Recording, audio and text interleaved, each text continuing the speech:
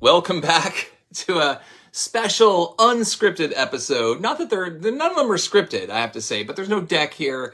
A special edition episode of Sales Lab Live. As I mentioned earlier in the week, I said I was going to go live and give you a behind the scenes tour of the office. And it's funny, I follow a lot of YouTubers myself.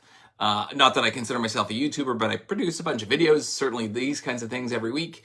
And when I see people in their kind of normal environment with their backgrounds and their houses, or wherever they happen to be, it's always interesting for me to kind of get a little bit of the behind the scenes view. And so a bunch of you have been asking me, like, what's that thing on the wall behind me? Can you show me your home studio setup?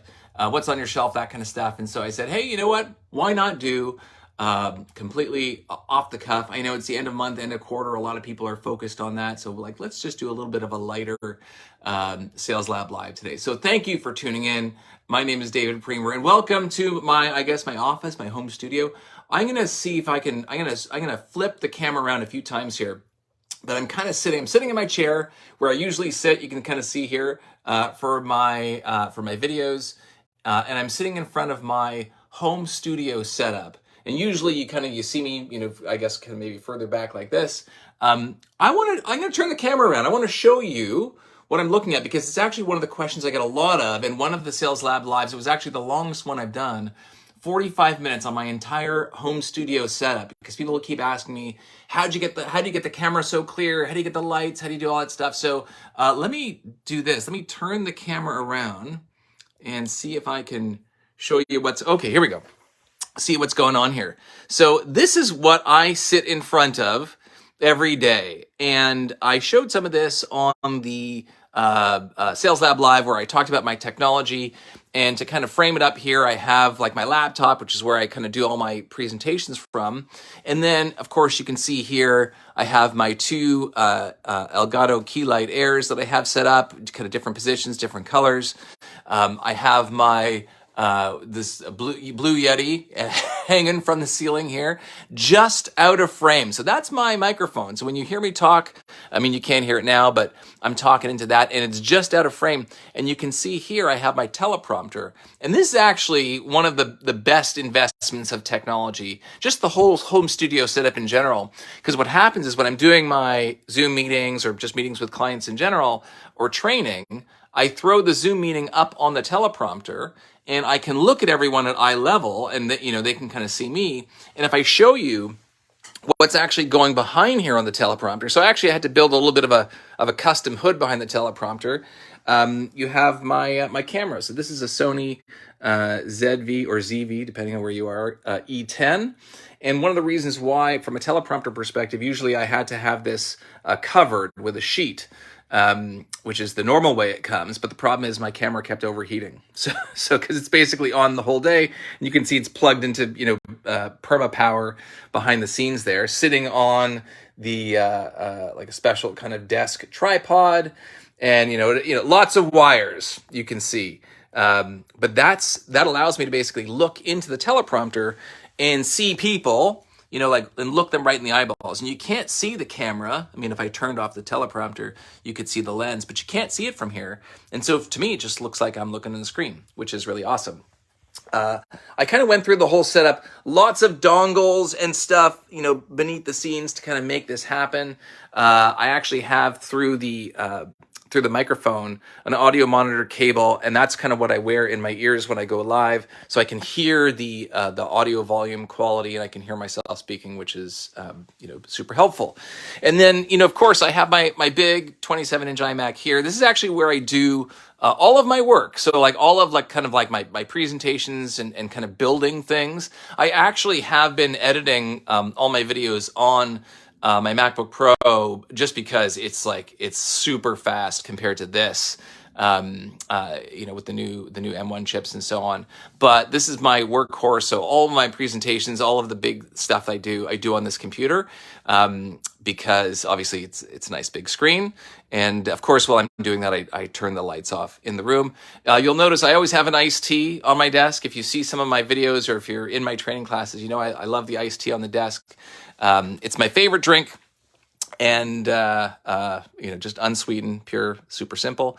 And then like at the heart, I have my Elgato Stream Deck here, and this is what allows me to do all of those kind of like funky camera transitions and colors and so on. Even let's say if you look at the colors, behind me, let's see here.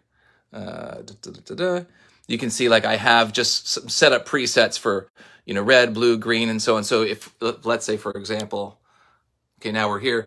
So if I want to change the color of the light behind me, you can see here I just hit the button. Yeah, I can't show you at the exact same time, and I just have these as presets, which makes things and life really easy. So that's the technical studio setup, as it were, with all the computers and all that kind of stuff.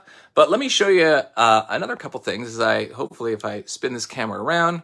Okay, great. So now we're back at the computer. I'm going to stand up now so you can see what's going on. Again, this is not actually a big room. I got the credentials that you really can't see on the wall behind me. So, like I'm all official and everything like that. And I have my my bookshelf. Now I've read most of these books. I have not actually read all of these books. Some of these books are kind of in my aspirational book list to give a read, but very colorful, very nice. You can see someone said, "Why don't you have your book on the kind of on the kind of the shelf behind you?" So now I've kind of strategically angled this copy of my book there.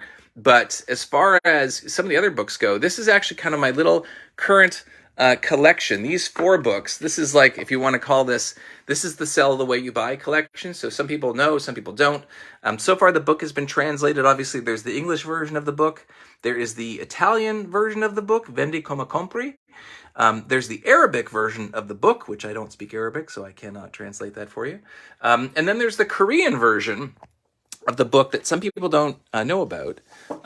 It's called kind of Sell the Way You Buy, you see there at the bottom, but it's called The Salesman for some reason. It's totally wild. But, as far as books being translated into other jurisdictions, other geographies, sometimes they change the title, sometimes they change the branding a little bit. My book is actually going to be coming out in Japanese and Chinese as well in the near term, so look out for that. So yeah, lots of great books that I enjoy pulling off the shelf as I connect with folks in my training sessions, and I often reference these kinds of books. And then, above that, I have, a little a little award shelf, as you can see here. I have a bunch of Salesforce awards. I have a bunch of awards from previous companies. You can see I used to play hockey for almost 40 years, ever since I was 5. And when I was a kid, my mother made this for me.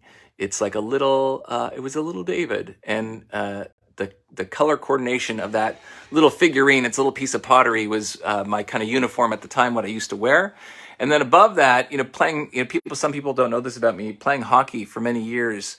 I accumulated a bunch of, trophies, a bunch of which were kind of participation trophies. But a lot of people don't know I did karate for many years too. I'm a 2nd degree black belt in karate. I have not practiced in many, many years, but when I, became a grown-up and, had, all these trophies that were kind of sitting in my kid room from when I was a kid, my parents basically dropped them off, and I didn't have the heart to throw them all out, so I kind of kept a collection of some of them there just to kind of remind me of my former glory. So that's the old bookshelf. As far as, now this is a really interesting picture that a lot of people ask me about, because it's on the wall behind me, and people always ask me, like, what's that thing on the wall behind you? Because when you're seeing me kind of sitting at the desk here, it's not really clear. My head's kind of blocking this. You can't tell what this is. What this actually is, this is a flip chart from a talk that Simon Sinek, and people who know me know I'm a big Simon Sinek fan, Simon Sinek talk that he gave on stage at a conference I was at back in 2016, and I'm a big Simon Sinek fan. He riffed this entire talk on a concept called the infinite game, which, he came out with a book a little while later called The Infinite Game. He kind of riffed this talk. He was kind of trying out the material, and I really, really love the message. The message was all about kind of doing what you love. It was about playing the game that you play, not to win, but just because you love playing. Anyways, I was a big Simon fan. The organizers of the conference actually gave me the flip chart that he used on stage at the event. And I took it to him afterwards, and he signed it for me. And you can actually check out this talk; it is online. But you can see here he says play infinite, and then he signed it SS for Simon Sinek. So I took this home and I framed it because it's very meaningful. I'm a big Simon Sinek fan, but it's meaningful because one of the reasons why I started my business was because I love this, and I love the sales profession. I love what I do, and I do what I do not because I'm trying to win or beat anyone, but because this is what I love, and it always reminded me that that I have to just keep doing this. And so I really love this. I'm going to spin you back around here for a second. There we go. So I really love this picture, and it's just a constant reminder and a good talking point. I got to meet Simon back then. He signed the favorite Simon Sinek book actually is called Leaders Eat Last, which you can see here. Let's see if I can pull this out gingerly. Leaders Eat Last, and he actually, you can see here, he signed my copy. This was, you can see, June 16, 2016. So big Simon Sinek fan, and that's the story behind that. What you can't see, as I pan down, typically when I'm on camera, you kind of see this kind of shot behind me. People always wonder, like, hey, David, why don't you open this window? And if you actually want to see what's going on here, so this is a basement office. In my house, but the basement is above ground.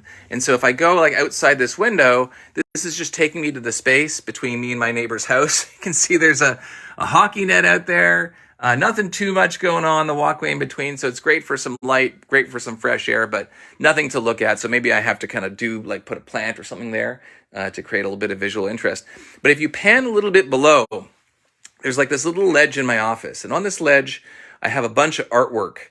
Most of this artwork is stuff that my kids have made for me over the years. Very, very grateful. You can see here, my daughter made me this great Cerebral Selling logo shot.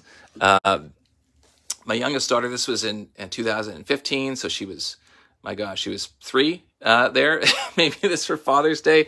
You can see more Cerebral Selling artwork.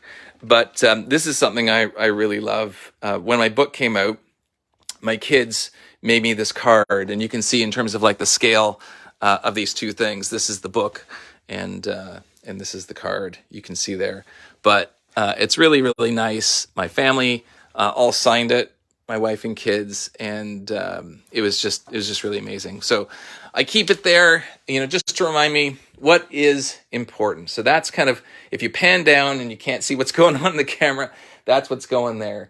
The other thing people ask me is they say, like, I'm always on camera, and if you can see me here, I know the light's horrible. By the way, the way I kind of architect, if you're into this studio stuff, I have these, my studio lights on here, but if I actually turn the light in the room on, it kind of looks like this. So it's like a very, kind of top down. There's like a bright light at top. So you can see why I try to keep that off, to keep the lights in the room, focused from a studio perspective. But if I kind of pan around here for a second, so I have so over here, that's my bookshelf, my desk, my home studio. And then I have, some other books and some other things going on here. What's interesting, people always, they see me, if I come back here, I'm always wearing my Cerebral Selling t-shirt. That's kind of like my uniform, especially in the kind of the post-pandemic world where this is where I sit every day. People say, how many of those shirts do you got? Well, the reality is I have many. So this is like my bat suit, right? I got lots of Cerebral Selling t-shirts. I have lots of Cerebral Selling hoodies. I have extra copies of my book. This is actually extra copies of the Arabic version of the book. As I showed you earlier, they're all shrink wrapped, the Italian version. So I keep a lot of stuff here. I have just, some memorabilia. This is people who know me. I used to work at a company, actually 2 companies, where I did a lot of work in Atlanta, and we had an Atlanta office, and I became a big Waffle House freak here. So that's my souvenir Waffle House mug. And being a Toronto guy, I have 2 souvenir cans of Coke from when the Blue Jays won the World Series in 1992 and 1993. I was just finishing high school, so that was really memorable for me. So, other than that, regular stuff, filing cabinets, desk, shredder, basic stuff. But hold on a second, I'll just turn off the light so it just looks a little bit more normal here, but now we're back. So now, I think that's pretty good. I think, we've done a pretty comprehensive tour of the office, so you can kind of see what's going on. Again, it's not a very big room, but I actually, kind of living here as I have for especially the last few years, doing everything remotely. I'm looking forward to getting back more on site with people, but this has been a nice kind of cozy spot. I'm glad I invested in the technology to kind of produce some good content and some good videos. But hopefully that gives you, I'm trying to look around. I think that's mostly it, to give you a sense of what's going on here. And, for those of you working at home, if you have any questions about, how all this setup works, or, have any questions about anything you've seen, feel free to hit me up. But thank you for tuning in to another episode of Sales Lab Live. Hopefully this wasn't too jarring, kind of Blair Witch Project-wise with the camera. But we will get back to our regularly scheduled sales content next week. But I just wanted to thank you all again for tuning in and consuming my content, supporting the content, supporting the book. It means a ton, and hopefully I can give you more insights and perspectives in some of these kind of behind-the-scenes tours in the future. Anyways, let's end it with that, and I will see you all next week.